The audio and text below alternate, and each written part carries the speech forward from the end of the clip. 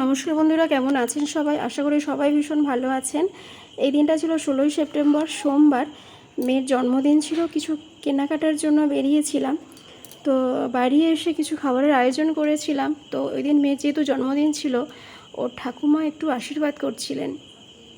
তো স্বাভাবিক ঠাকুমার আশীর্বাদটা পাওয়া ভাগ্যে দরকার। এটা হলো আমার ননদ, মানে মেয়ের বড় পিসিমণি।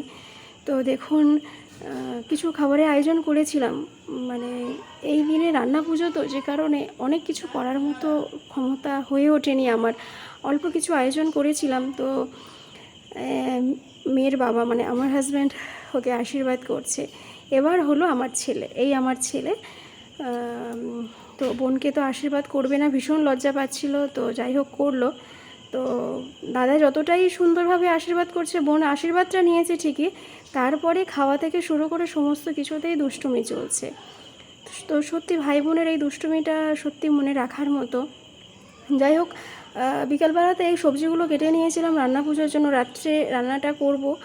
তো বেশি কিছু সবজি কাটি না, যেহেতু মানুষজন তো আমার বাড়িতে নেই বললেই চলে।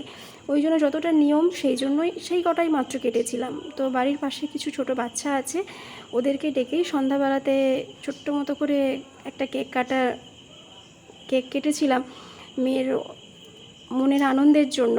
তো দেখুন, সে ছুরিতেই কেকটা খাবে, তো দাদা দিচ্ছে সে কেকটা খাবে না। এতটা দুষ্টু হয়েছে, সেটা সত্যি দেখলেও ভালো লাগে। এই সমস্ত ভিডিওর মধ্যে দিয়েই স্বাভাবিক মেয়ের কিছু এই ছোটোবেলার মুহূর্তটা স্মৃতি হয়ে থাকবে। ও হয়তো বড় হলে বুঝতে পারবে যে কতটা দুষ্টু ছিল। তো সন্ধ্যাবেলাতে রান্না পুজোর জন্য সমস্ত রকম আয়োজন করা শুরু হয়ে গেছিলো। তো আমার ননদ পিঠে করছেন। তো সাধারণত মানে এই পিঠের ব্যাপারটা আমার ননদ করেন, আর শাশুড়ি মা করেন। শাশুড়ি মা আসেননি এবছর, আমার ননদ করেছিলেন। তো সেই মুহূর্তে আমি গ্যাসেতে কিছু কিছু খাবার করে নিয়েছিলাম।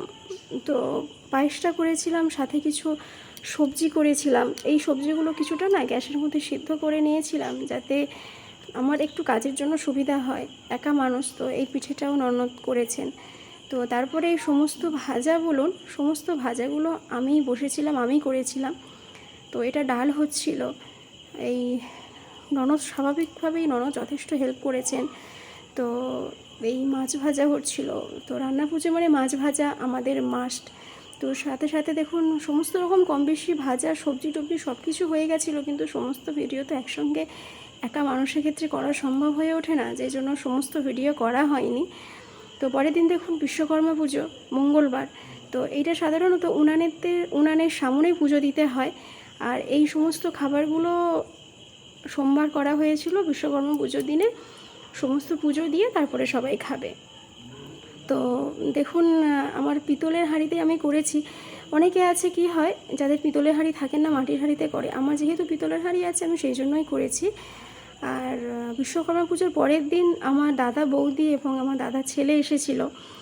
তো স্বাভাবিক দাদার একটাই ভাগ্নি, তো তারও একটা ইচ্ছে হয় ভাগ্নির জন্মদিনে অনুষ্ঠানটা করার জন্য। কিন্তু মাদের তো রান্না পুজো আছে, তো ওই জন্য দাদা আসতে পারেনি। সেই জন্য বিশ্বকর্মা পুজোর পরের দিনেই ওর অনুষ্ঠানটা ছোট্ট করে একটা সেলিব্রেট করা হয়েছিল।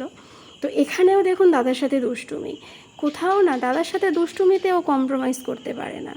তো যাই হোক, দাদা যখনই কেকটা কেটে যখন মুখের মধ্যে দিয়েছে, তো তাকে কামড়েই নিল। তো এইভাবে প্রত্যেকটা মুহূর্তে দুষ্টুমি করতে থাকে। তো স্বাভাবিক, এটা আমাদেরও ভালো লাগে। ভিডিওটা কেমন হয়েছে প্লিজ জানাবেন।